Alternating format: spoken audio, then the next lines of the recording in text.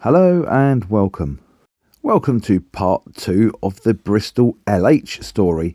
In part 1, we looked at the need for lightweight buses and the reasoning behind the idea of lightweight buses, and we looked at the introduction of the Bristol LH, as well as its predecessors, and we looked at the options that were available on the Bristol LH, the different lengths, the different engines and the different bodyworks.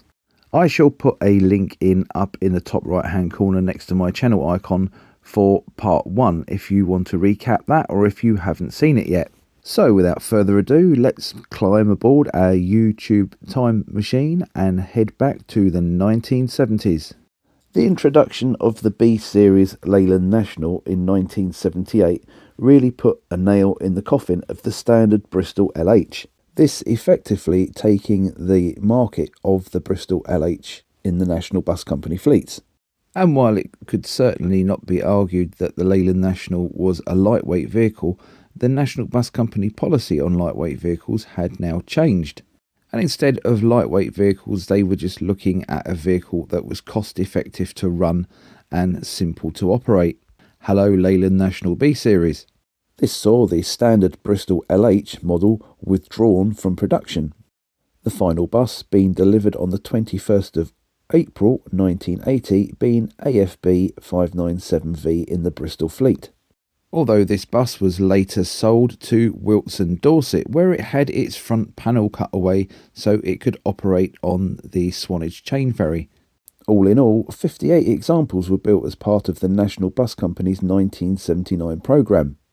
The last season for production of the LHL, the longer version, was in 1978, with Plaxton building a final dozen, with seating capacity varying between 49 and 53. Of the total 174 LHL models built since 1968, Plaxton had bodied 159. It turned out that the Bristol LHS would be the last Bristol model to remain in production, although only by a short margin. In July 1981, a new bodywork manufacturer was added to the list of Bristol LH bodies, this being Wadham Stringer, who built one 35-seat bus body for Harvey of Mousehole in Cornwall. By 1982, though, the writing was sadly on the wall for the Bristol LHS. The last buses for the National Bus Company being 3 for National Welsh, which were delivered in July 1981. The Wadham Stringer bodied bus that I mentioned earlier on, and the last LHSs to be bodied as buses were two 28-seaters for Rossendale, which were placed into service in 1982. As had been the case on the Bristol LH all the way through its life, Plaxton was the main supplier of coach bodywork, providing 18 bodies on these last few chassis.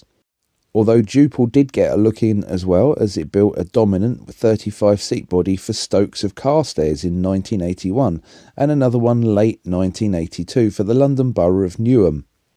The very last Bristol LHS chassis was numbered LHS 408 and was built in February 1982, but registered in 1983 as CLJ 413Y for Beer Regis and District coaches. And that brought the tale of the Bristol LH and Bristol Commercial Vehicles sadly to an end.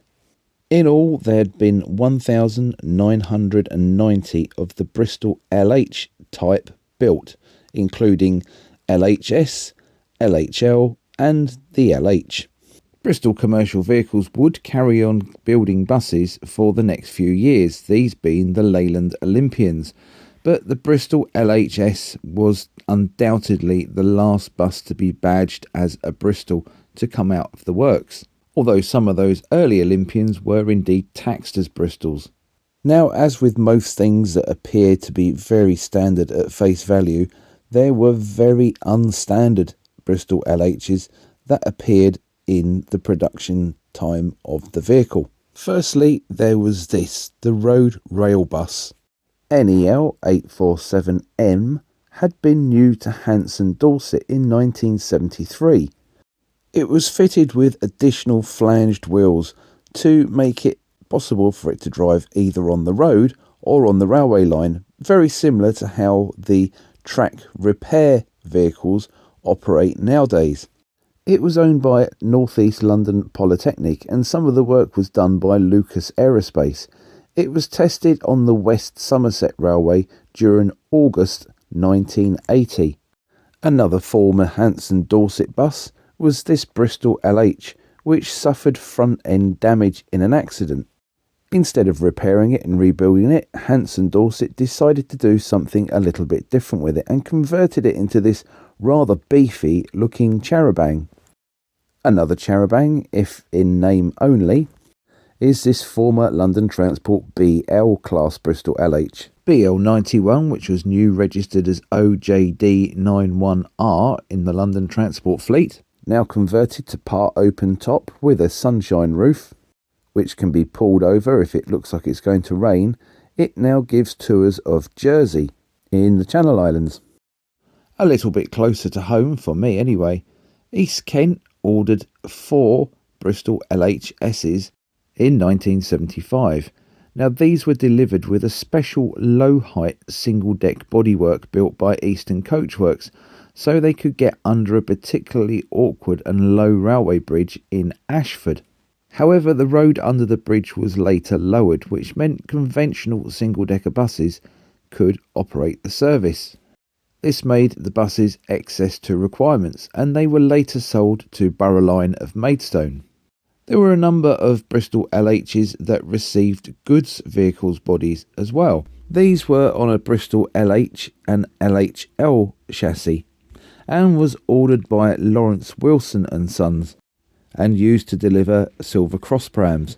There were 10 LHL models supplied with the van bodyworks, and 3 were bodied by Marsden, and the rest were bodied by Vanplan.